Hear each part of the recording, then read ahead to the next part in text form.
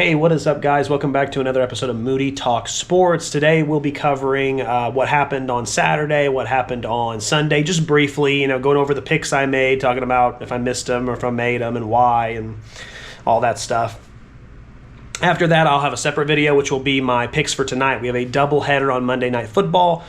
We have the Bears going into Washington to play the Commanders, and we have the Bills going into Atlanta to play the Falcons. So, doubleheader. Neither of these I don't think I would marquee as like big primetime games, but they're both decent games, so that's good. I mean, there's a lot to talk about. So let's start with how I did over the weekend. Sorry for my voice as well. I was sick last week, and I'm still getting over it, and I can't seem to shake it for some reason, so that's the reason my voice is still kind of raspy. So I did not do very well. I'm still in the negative. My total record here is 42, 52, and 1. College, I went 7 and 11, and NFL, I went 6 and 6. And that's kind of how it's been the last few weeks. NFL, I've either been ahead or I've been at least 500. But college, I'll tell you what, and I've said it time and time again on this channel, if you want to make money, just go against what I say when it comes to college. When I do my college picks, do the exact opposite, and for 3 weeks in a row now, you'll be winning a lot of money, seriously. So, again, it's one of those things where, like, I know a lot of shows out there trying to puff their chest out and show their tail feathers. That's not me. I suck. Go against me, because right now I can't figure this college season out. Every time I have a pick, I think, yeah, no, that's good. That's the one. It's not even close. My lock of the week was Oklahoma. I thought Oklahoma was going to stomp Texas. I really did, because Oklahoma has looked like a legit team, and Texas hasn't shown me nothing. And then Oklahoma comes out and puts up one of the most boring, disgraceful games I've seen. Not taking anything away from Texas, but boring, disgraceful, can't move the ball. It just looks so difficult for them, and I can't figure college football out right now. I really can't. So let's go through these and let's see what we had. Starting with college, of course. The Friday night game, South Florida, Texas at North Texas. This one was easy for me because South Florida was not favored. They were the underdog, and I was like, okay, come on, this is just free money on the ground. It was. They ended up winning 63-36, 99 points scored in that game. That was easy. I'm glad for that win because there wasn't many of them. Next up, we had Ohio State going into Illinois. Illinois, I had plus 14.5. I really thought Illinois would keep it close, but again, Illinois just struggled. I think Ohio State is still good. I'm not 110% sold on them, but I'm getting closer every week. Now we're at like 90 to 95%. But I really thought Illinois would play a little better, especially being at home, and they didn't. They played awful. They played really bad. And so they couldn't seem to get anything going into a rhythm, and it showed. Alabama going to Missouri. I had Missouri plus the 3.5. I actually thought Missouri had a chance to win outright. I know it was kind of a late backdoor cover, but this was the best Mizzou team I've seen all year. I wanted to believe in them, but Alabama's just too hot right now. They're playing too good a football, but that 3.5 still was relevant. Pittsburgh going into Florida State. I am officially out on Florida State. I was so mesmerized by that week 1 win. I watched how hard those boys played. I watched their running game. I watched the effort, and I was mesmerized. And I thought, this team's legit. And they just haven't put anything up since. And I've been pounding the table, and I've been holding on to hope. Hey, maybe they're still trying to get into it. They're done. They lost to Pittsburgh. I had them minus the 9.5. I'm out on them for sure. Washington State going into Ole Miss, 32.5 is what I laid with Ole Miss. Yeah, it ended up being like a 3-point game, I think. 24-21. And I hate giving up 32 points.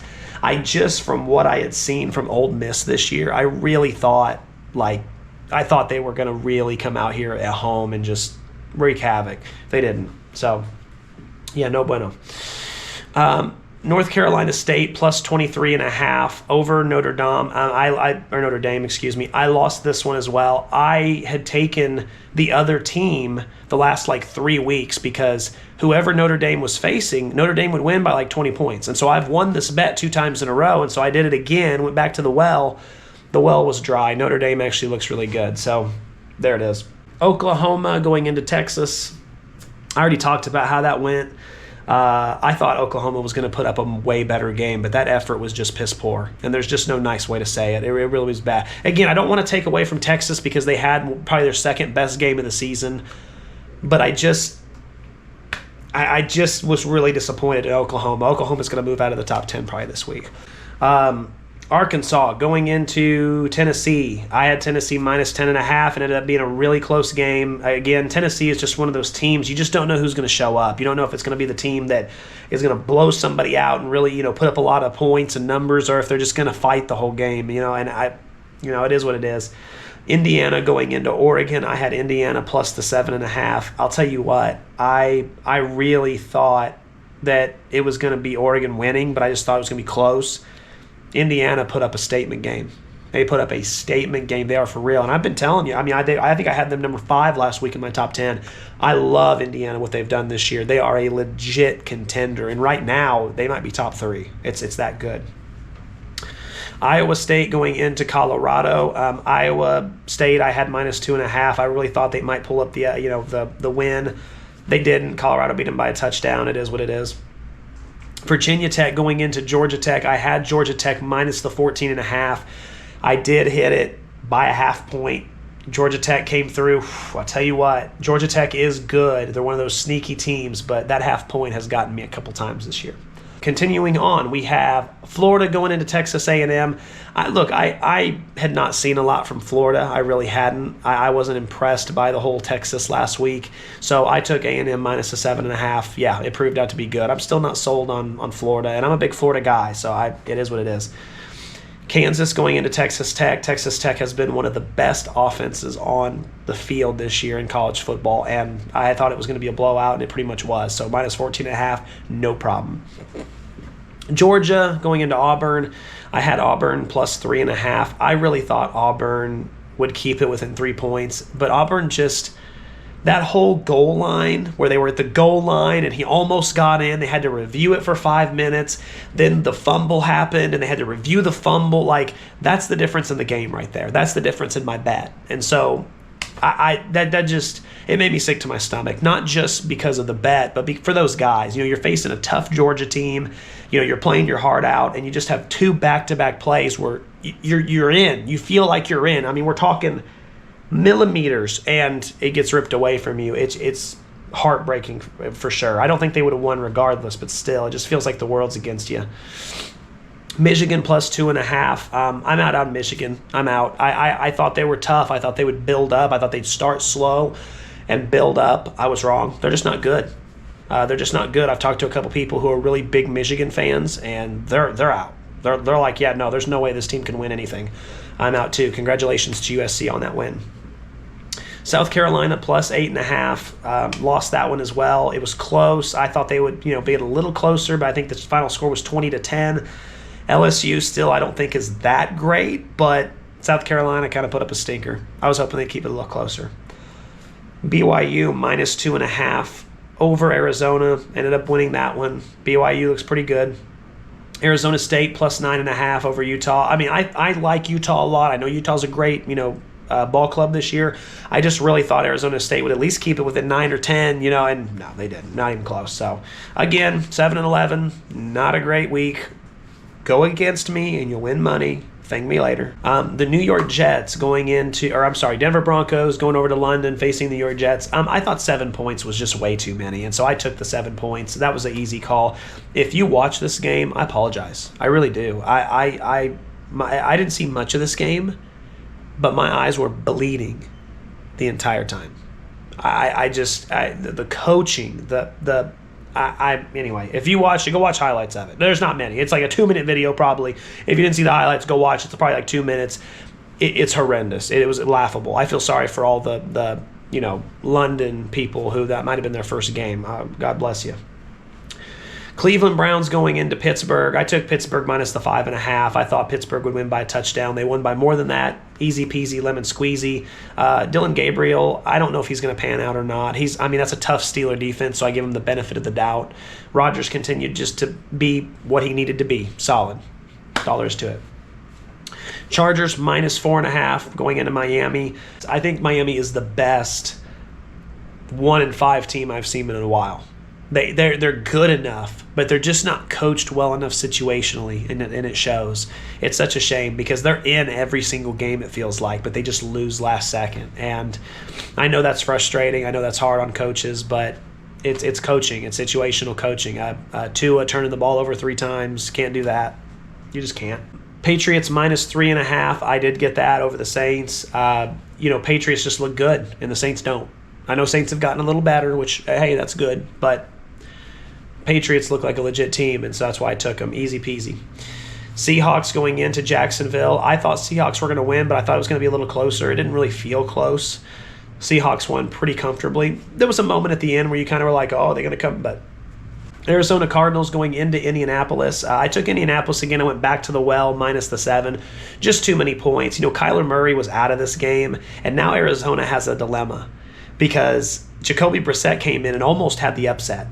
And so now you're like, okay, we're playing Kyler Murray. There's all these issues. He plays too much Call of Duty. He's short. He doesn't see over the line. He doesn't seem like he's engaged. We're paying him way too much money.